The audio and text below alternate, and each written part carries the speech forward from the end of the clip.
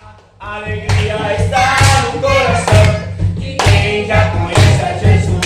Eu já conheço a verdadeira paz só tem aquele que já conhece a Jesus. E o sentimento mais precioso vem de quem? Vem do nosso Senhor. É o amor que só tem Quem já conhece a Jesus, faz o pisar numa tropa e saltar as muralhas. Aleluia, aleluia. Posso pisar numa tropa e saltar. Para as muralhas, aleluia, aleluia, aleluia, Aleluia, aleluia, aleluia. No caso aqui, Joel está contestando os poderosos, né? Que abusa do poder que tem, como diz aqui a lição.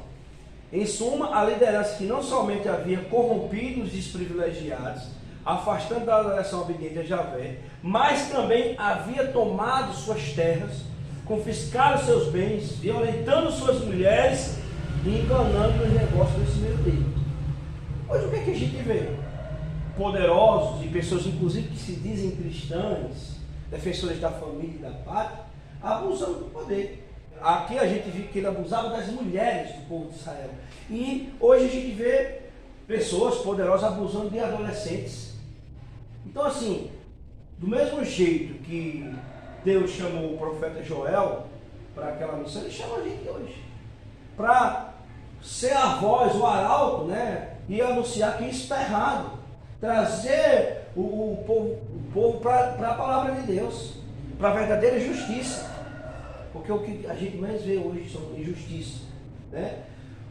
Prosperidade, riqueza não é sinônimo de ou religiosidade, não é sinônimo de que você está de acordo com a palavra de Deus, porque tudo isso pode ser vazio, tudo isso pode ser, vamos dizer assim, uma maquiagem do que realmente seria servir a Deus. Não é servir a Deus, como é que tem justiça. Essa é a justiça que Deus está condenando aqui.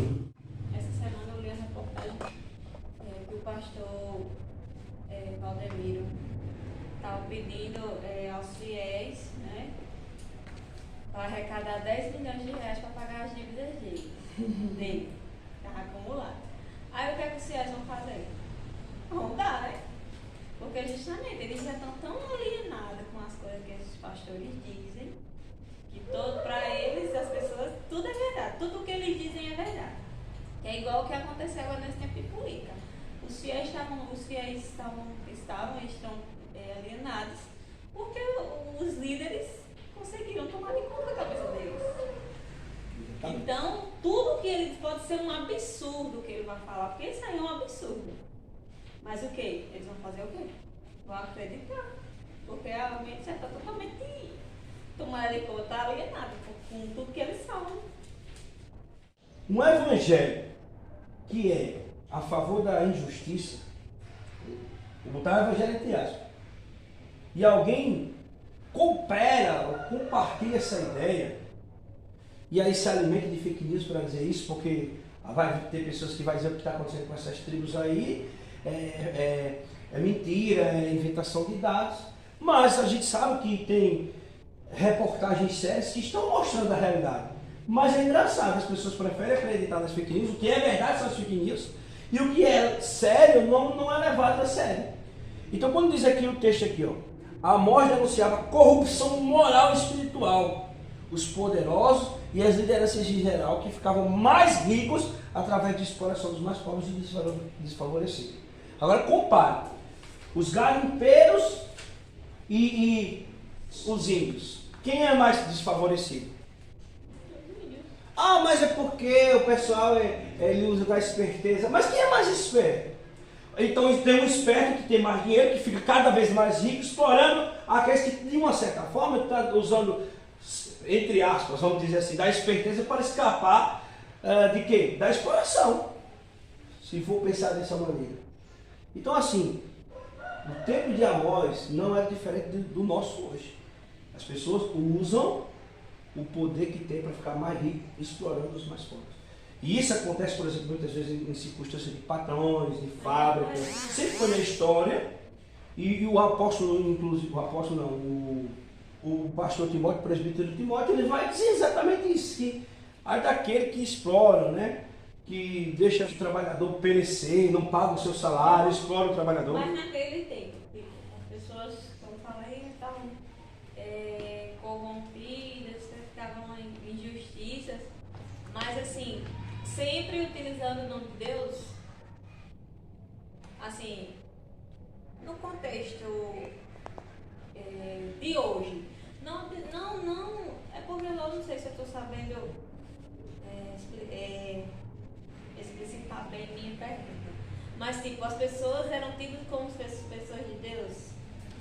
Sim, você está no contexto de Israel. O pior de tudo, eu já disse aqui outra vez, mas fulano aí faz isso e faz aquilo, né? É melhor manter alguém que é de Deus no poder, ou que se diz de Deus, ou que usa o nome de Deus para se manter no poder. É melhor ter ministros que estão no poder, é melhor ter governantes, é melhor ter ministros que revelam o nome de Jesus, é melhor ter secretários, governantes que falam em Deus. Não adianta falar, se as ações é contrário a isso. Então, o povo fazer tudo isso, em nome de Deus, a religiosidade aqui era vazia. Esse é um problema.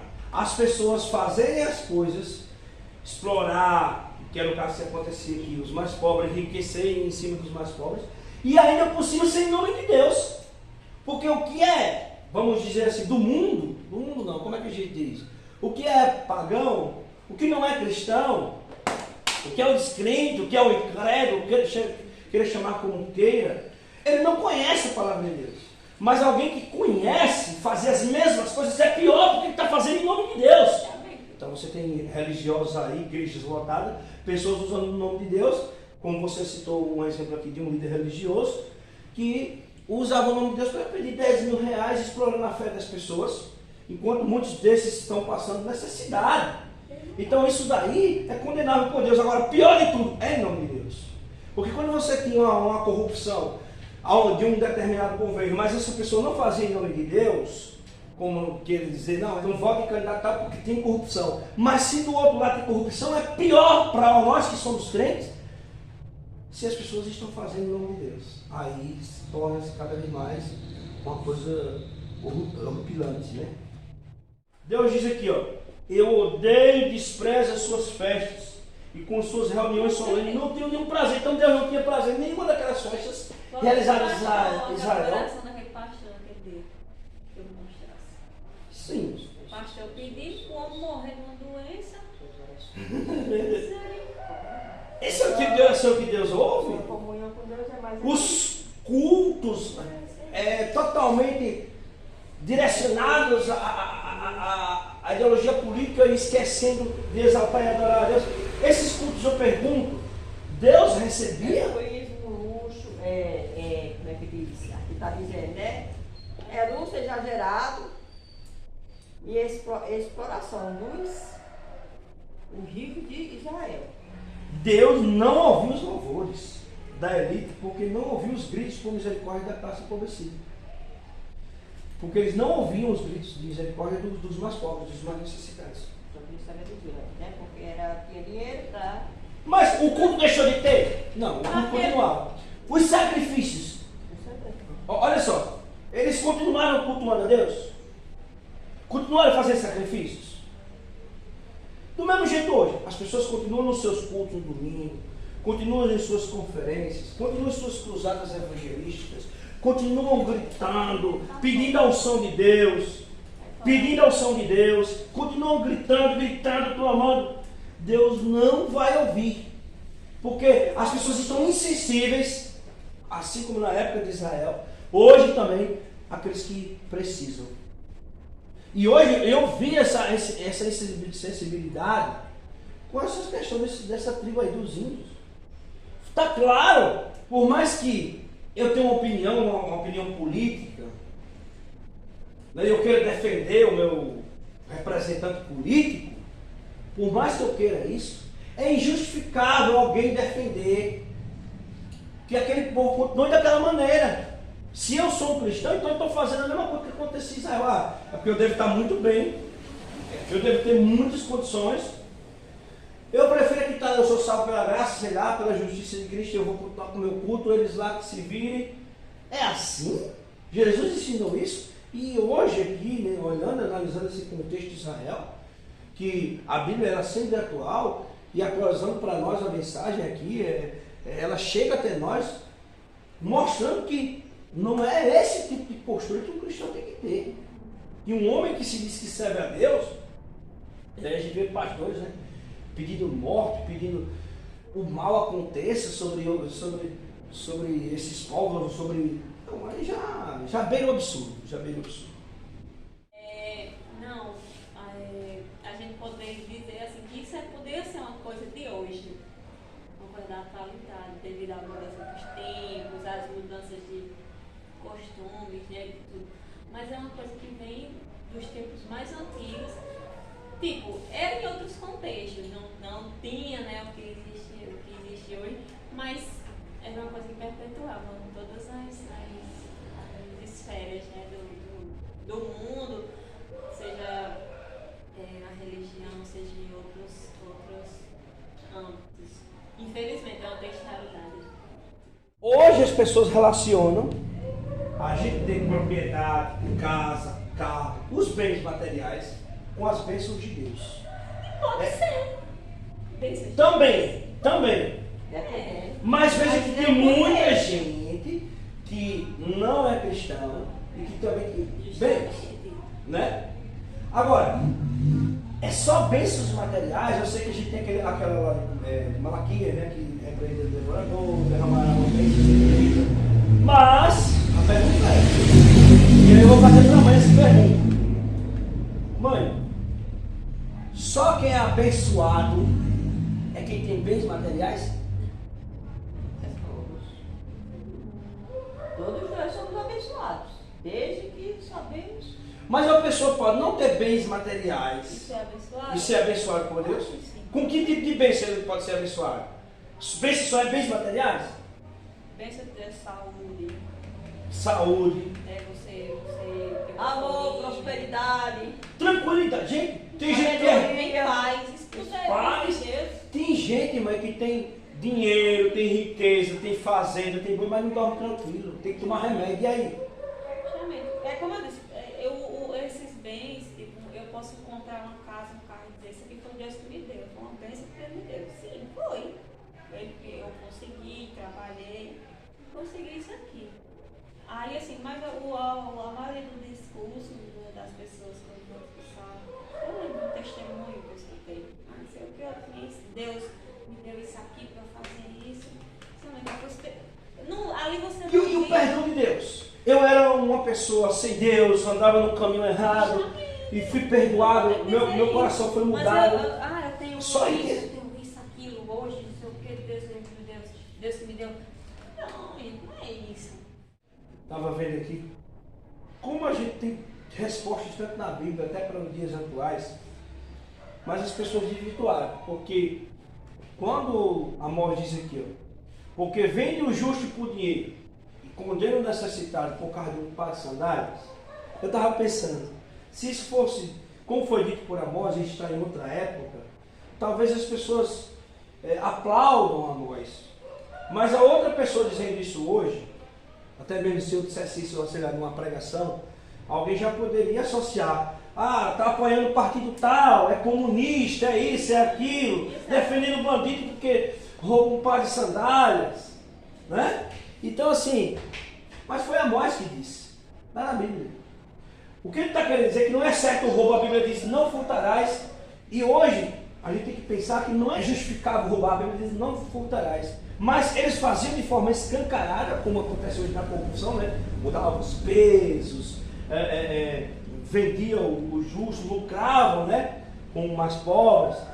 E era escancarado. E diante de uma questão de um escancaramento desse, aquele que não tinha era obrigado a fazer isso. Então, esse daqui era duas medidas. Se a penalidade é para um ou para outro. E aí, o que é que você percebe? Se alguém diz isso aqui hoje, o carro de um par de sandálias, aí alguém aqui está sendo comunista, está sendo apoiador de um partido tal, mas não é isso, é injustiça, porque enquanto pelo par de sandália condenava, por outro faziam absurdos. Se a gente observar, quando diz aqui, a Virgem de Israel caiu para nunca mais se levantar, a gente vai imaginar a mesma situação que acontece com Laodiceia, que Laodiceia dizia, eu sou rica e abastada, e aí João declara, você é pobre, cega e nu. E quando o texto diz aqui, caiu a Virgem de Israel para nunca mais se levantar, a gente pode associar diretamente esse texto aqui de Amós com o Apocalipse. A igreja de Laodiceia, que dizia que era rica e abastada, né? Israel se achava rico e abastado. Nós nem sabemos que é esse pobre, cego e nu. Então, Israel se achava rico, mas pelo que estava fazendo suas atitudes, chegou o juízo de Israel. E a gente sabe como terminou. E hoje a igreja de Laodiceia, que podemos dizer assim, é a igreja de Deus em todos os tempos, mas que chega até nós hoje, a igreja que se diz, a igreja representante de Deus aqui na terra, que se acha agora porque tem representantes na política, isso e aquilo, e que está achando abastada, rica, ela está pobre, cega e nua e nem percebe, precisando de Deus, necessitada de Deus, como o povo de Israel necessitava. E cada um de nós tem que ser um Amós, o papel de Amós, porque esse convite, por isso que é assim, profetas menores e sua atualidade. A utilidade é essa. Por isso que ele está fazendo essa associação que você fez agora de atualidade com o tempo de Amós. Ou seja, qual é o nosso papel? Ser um Amós da atualidade. Aquele que vai chamar o povo para a verdadeira religião, para a verdadeira adoração a Deus, né? Para a verdadeira justiça social. Isso é o nosso papel hoje. Devemos ser como Amós, né? Um vaso usado por Deus para trazer o povo de volta a sua palavra e a verdadeira adoração, a verdadeira religião. Amém? Amém. Quero ser um vaso de bênção, sim, um vaso escolhido por Deus, para as novas levar aos perdidos, boas novas que vêm lá do céu. Faze-me um vaso de bênção, Senhor, vaso que leve a mensagem do amor. Eis-me sumiço para teu serviço, tudo consagro-te agora, Senhor. Quero ser um vaso de bênção. Quero ser um vaso de bênção para todos os dias fazer aos culpados que vivem nas trevas o perdão de Jesus conhecer. Faze-me um vaso de bênção, Senhor, vaso que leve a mensagem do amor. Eis-me sumiço para teu serviço, tudo consagro-te agora, Senhor. Quero ser um vaso de bênção, sim, um vaso de bênção sem par, avisando que crentes em Cristo, luminosos no céu hão de entrar. Igreja canta. Faze-me vaso de bênção, Senhor, vaso que leve a mensagem de amor. Eis-me sumiço para teu serviço, tudo consagro-te agora, Senhor. Amém? Amém. Quando o povo de Israel chegava no templo, né? Tudo era consagrado ao Senhor. E quando eu falo tudo é consagrado a Deus, eu falo tudo mesmo. Então, quando a gente pensa Em consagração, eu consagro todos os membros do meu corpo. A minha boca é consagrada ao Senhor. O meu olhinho é consagrado a Deus. A minha vida. E a nossa oferta também. As pessoas consagravam as ofertas. Então nossas ofertas voluntárias também têm que ser consagradas a Deus. Eu pergunto a você essa manhã. Você já consagrou sua oferta a Deus? Faça a oração agora, entregue a sua oferta, a sua moedinha, ou o seu dízimo, o seu envelope, mas entregue consagrado a Deus. Mas também seja uma consagração de coração. Que você está contribuindo para uma missão. Você está sendo um vaso de bênção, usado por Deus. Então, nesse momento, vamos cantar novamente só essa parte do vaso de bênção. E aí, quando estiver cantando, aqueles que estiverem para ofertar a Deus, fiquem à vontade. Faze-me um vaso de bênção, Senhor, vaso que leve a mensagem do amor. Eis-me submisso, estou totalmente submisso ao teu serviço. Tudo consagro-te agora, Senhor. Minha vida, meus talentos, minha oferta está consagrada a Deus. Vamos orar? Fiquemos todos em pé para orar. Seu Deus, maravilhoso Pai, obrigado, Deus, porque hoje nós estamos aqui reunidos mais um dia, mais um sábado, para te adorar, para nos colocar em tuas mãos, para ser usado por ti, ser um vaso de bênção em tuas mãos. Assim como Amós foi um vaso de bênção na sua época, que o Senhor levante mais Amós em nosso meio, que sejamos capazes de trazer o povo para a tua palavra, para a tua verdadeira justiça, que sejamos capazes de condenar, de repreender todo o mal, assim que muitas vezes tem destruído o teu povo, que tem entrado no meio do teu povo e tem destruído a fé de muita gente. Nos abençoa, Senhor Deus, para sermos pessoas mais fiéis, que possamos buscar a Ti cada vez mais com amor e intensidade. É isso que nós oramos, Senhor, no nome de Jesus. Amém. Amém. A graça maravilhosa do Senhor Jesus, o amor de nosso Deus Pai Criador, a comunhão e as consolações do Espírito Santo de Deus esteja sobre todos vocês, todos nós, hoje e para sempre. Amém. Deus abençoe a todos. São espécies na presença do Senhor.